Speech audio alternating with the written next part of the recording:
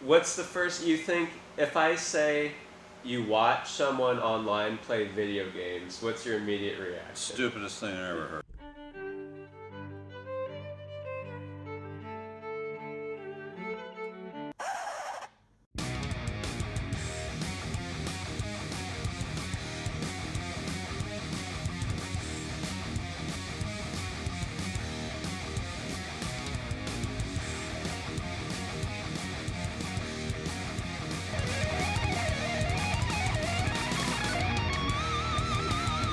Hi everybody, welcome back to the channel. Today we're going to do something a little bit different, but I think it should be pretty interesting. I play video games here and there, and I just wanted to see if he would know what any of them are. He's never been too into video games, but he used to play one, and I know he used to really like that. So I'm going to see, we have a collection of some old ones and some new ones. So we're going to see what he knows and what I know with the old ones. But he used to play Krusty's Super Fun House. An intellectual game for the thinking man.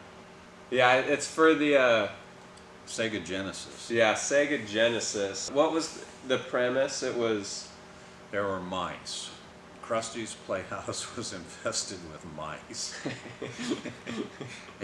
And Krusty had to get rid of the mice before they took over the playhouse. So you had Krusty would walk across the floor and these mice would follow him.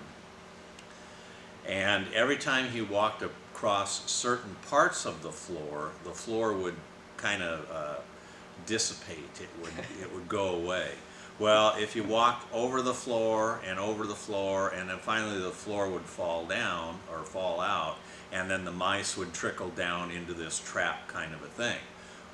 Well, then Krusty, in the beginning levels, he could jump over that void, but in the later levels, it got really complicated, and you had to jump from a thing to another thing to another thing, get the mice to follow you, and then they would fall through a deal, and it was a complicated kind of a Byzantine deal, but it was entertaining.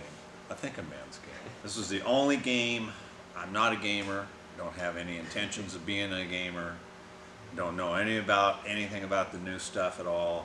But this one was entertaining for me. This was lots of hours on this one, and only this one. So anyhow, that's what I know about video games. kind of like Donkey Kong almost. I remember in the sense that it was that 2D game where there was like these simple controls where you just hit jump. Yeah, we should have brought the controls. They were completely different. They were a lot simpler than the controls are now. We'll do one of mine now. These are in no particular order. I play Xbox usually, so I just brought a handful of Xbox games. Have you ever heard of BioShock? Never heard of it. I'm sure most of you guys probably have. The whole premise, you'd actually like the story. It would be a good TV show even.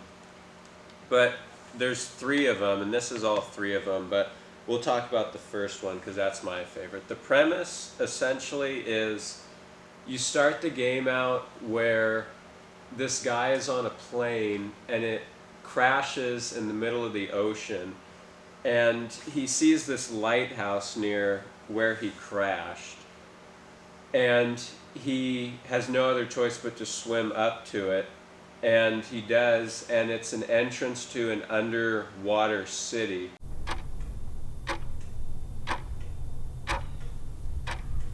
But the people in the end you end up killing the builder of this city, and you end up getting out and going back above water and being rescued, if I remember correctly. But it's a pretty interesting game. Sounds like it. But comment down below. I'm sure most of you guys know what this game is. Comment down below if you know what Krusty's Playhouse is. It was probably pretty popular at the time, wasn't it? popular. Krusty's Playhouse. Beats me. It's popular with me, and Yeah. I only care about me, so that's why I played it. One of the old ones, I'm sure most of you guys will, if you've ever heard of the Nintendo 64, you've heard of this game. Because if somebody asks you if you have a Nintendo 64, the second question out of their mouth is, do you have GoldenEye? You've probably played GoldenEye, the James Bond for N64. You'd probably know it if you saw it. I want to say this came out around the time for the movie release as well. So That was a popular game. yeah, this is the most popular game for Nintendo 64. See, I learned something today. But I want to say like 95. The movie was really good. I know you've seen the movie, Yep. the James Bond GoldenEye movie. But I used to play that a lot. It's still super cool. Now what they're doing is, I don't know if they've done it for the Nintendo 64, but they've re-released a lot of these games, and they've made mini versions of the old systems. They did it for the NES too. So it's just like a pocket-sized thing, and you can play the old games on them.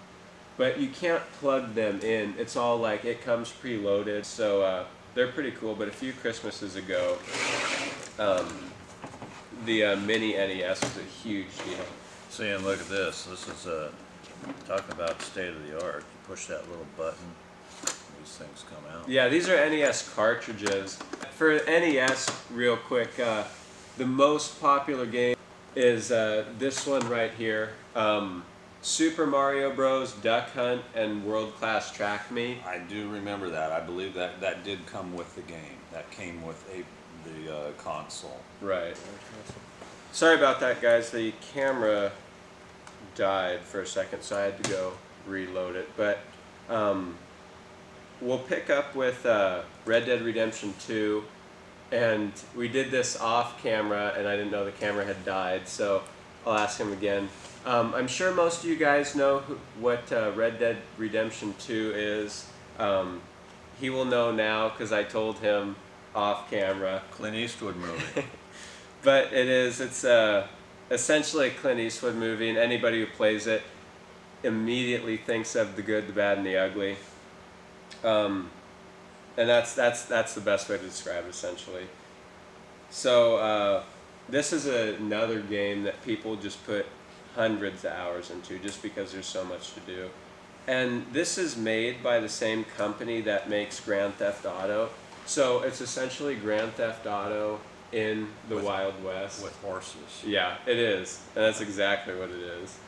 But I know some people have actually gone out in the real world and done something bad and blamed it on these video games. And there's like this whole thing going around, or was going around, where video games are bad and people are trying to ban them and all that kind of stuff because of all these shootings that have been happening, and it's just crazy. So You know, and that is. I mean, that's going back years and years. I remember Elvis Presley was before my time. He was in the mid-century, the early 50s to the mid-50s on up into the 60s and until the 70s when he died. But I remember reading and hearing about my grandmother. I remember her telling stories about how Elvis Presley, they called him Pelvis Elvis because he would shake his leg. Well, anyhow, the same thing would happen, the perversion of America. It's just a generational thing. It's just same thing, different topic. The 60s, when I was just a kid, that was, there was that generational thing there too. So there's with the rock and roll music, but the story was the same. It's just the times and and the characters were different. So yeah, I suppose that there's some validity to that. yeah, every generation seems to have their own thing. They've got their own deal. This one would also make an excellent movie. Have you ever heard of any of the Fallouts? Fallout, if you don't know, it started out with the premise being, what if the nuclear wars did happen in the 60s? What would the world be like? So this takes place in like 2080 or something like that. But the world is left in that 60s design, and everything's just like where it was. So it's a wasteland, and you'll encounter people who also survived, and you'll have to do a bunch of missions and things like that. It's about the same as every episode of the Twilight Zone. Every Yeah, one of pretty them- much. Every one of those was about, that stuff was filmed in the 60s, and everything was about some kind of a nuclear holocaust that either happened during the contemporary time which it was filmed, or some years in the future, and it's same thing. So there again, I guess the story stays the same and the players just change. So Yeah, pretty much. Other thing that I wanted to, I've mentioned his name before, but do you know who PewDiePie is? No, I've just mentioned his name before to my dad. sounds like a Bugs Bunny cartoon character to me. Yeah, people watch him play video games on YouTube and Twitch and stuff like that. I'm sure everybody who's my age or younger knows who PewDiePie is. He has 102 million subscribers on YouTube or something. We're gonna catch up. Yeah, that's right. We're gaining on him. What's the first, you think, if I say you watch someone online play video games, what's your immediate reaction? Stupidest thing I ever heard of. Yeah, and that's yet the most popular thing online, one of them. And See, when I was his age, we used to have to go find jobs and work. That's what we did. We had to find jobs and work.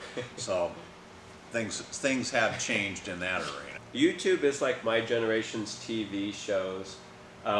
You watch somebody build a 57 Chevy, or you watch someone work on an Oldsmobile.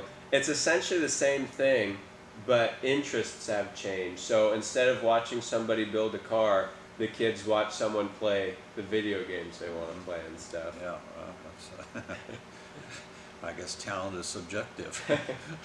Thanks for watching. Be sure to like and subscribe and hit the notifications button. See you next time.